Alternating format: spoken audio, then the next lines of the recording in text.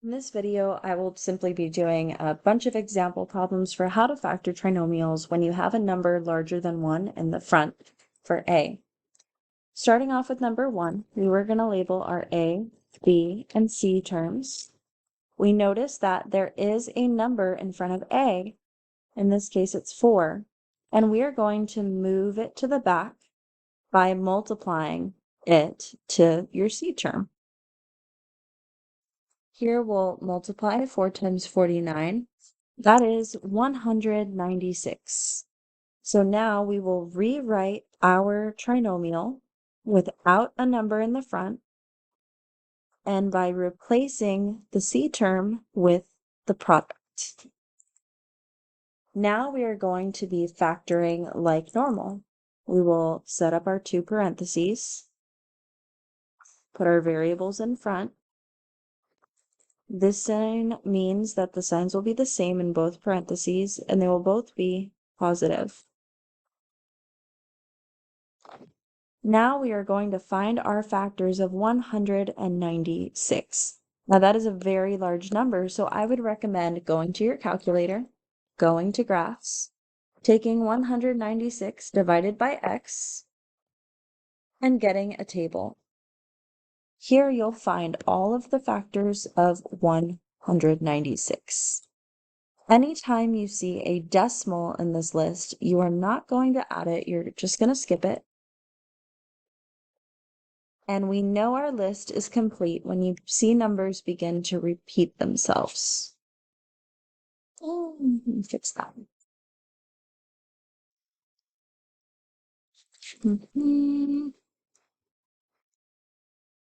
13 and 14.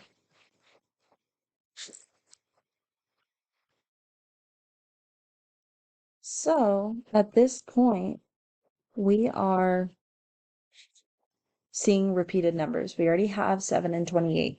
So now we have to ask ourselves, will we be adding these or will we be subtracting these? To check that, you look at your last sign. That's a plus, so we will be adding each of these until we find the number 35. I'm going to go bottom to top when numbers are larger. So we have 14 plus 14, that is 28. We have 7 plus 28, which is 35. Oh, I found it. Those were the numbers I needed. So I will be putting 7 and 28 inside the parentheses. Now, the last thing you have to do is divide your two factors that you put in the parentheses by the number you multiplied in the beginning, which was 4. So we are going to divide these by 4 and see if they simplify. 7 divided by 4 does not simplify, but we're not allowed to leave fractions in our answer. The nice thing is, we are just going to take the denominator and slide it in front of the x of that parentheses. So that parentheses becomes 4x plus 7. Now we'll check the next one. 28 divided by 4 is 7. So that will just become x plus 7. This is your final answer. Now we'll do an example with subtraction. We label our A. We label our A, B, and C terms. We look at the number in the front and we slide it to the back and multiply. 9 times 70 is 630. Now we will rewrite our trinomial without a number in front. And we are now going to factor exactly like we did last week. We set up our parentheses. We put our variables.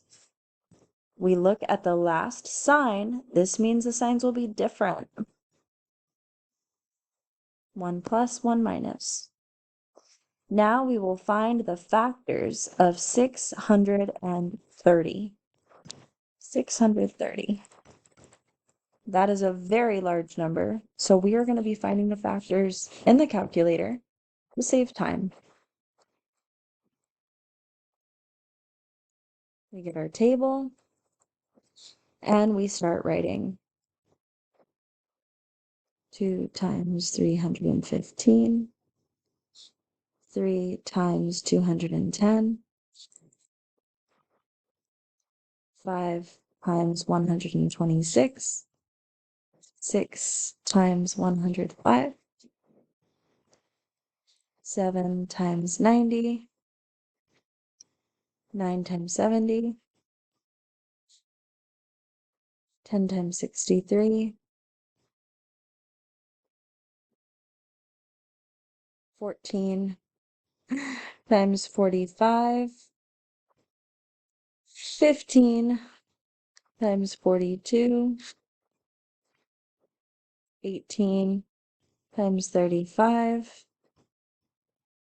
Goodness, this is a very long list of factors. And I'm trying to get my numbers to add up to 9. So we're going to have to keep going. 30 times 21. Oh, 30 times 21.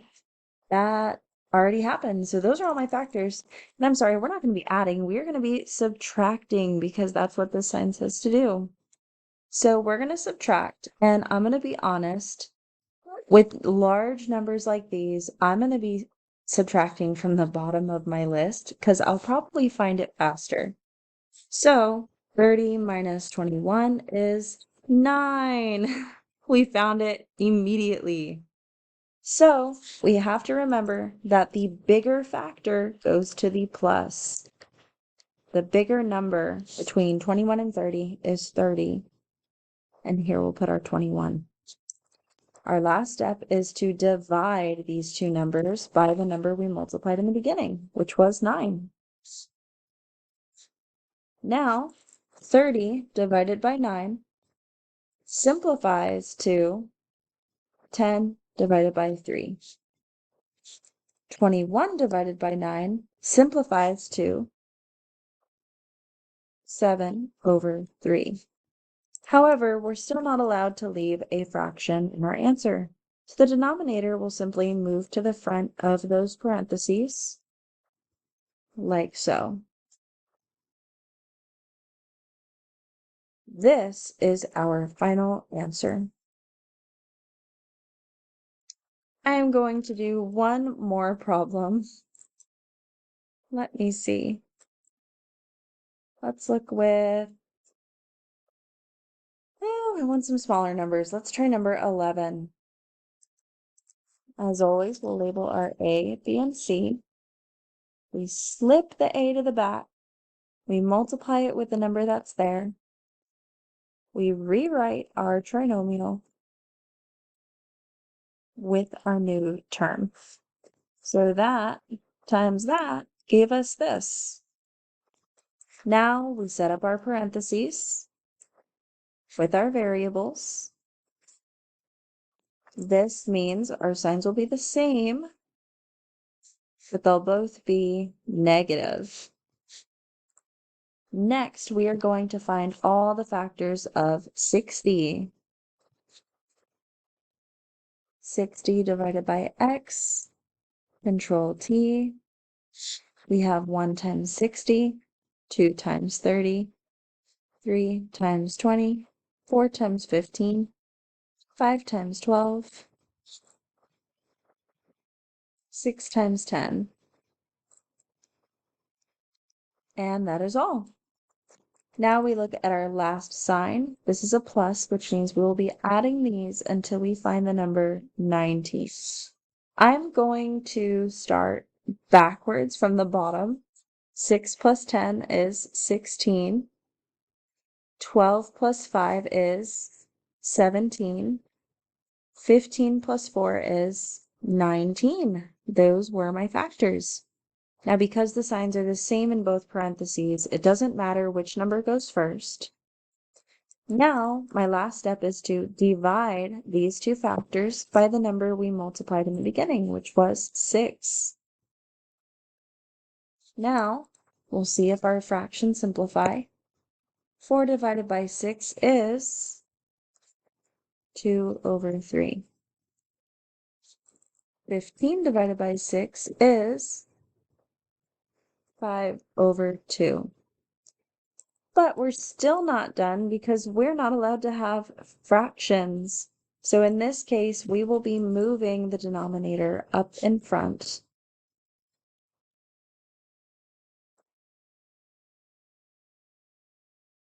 And this is our final answer.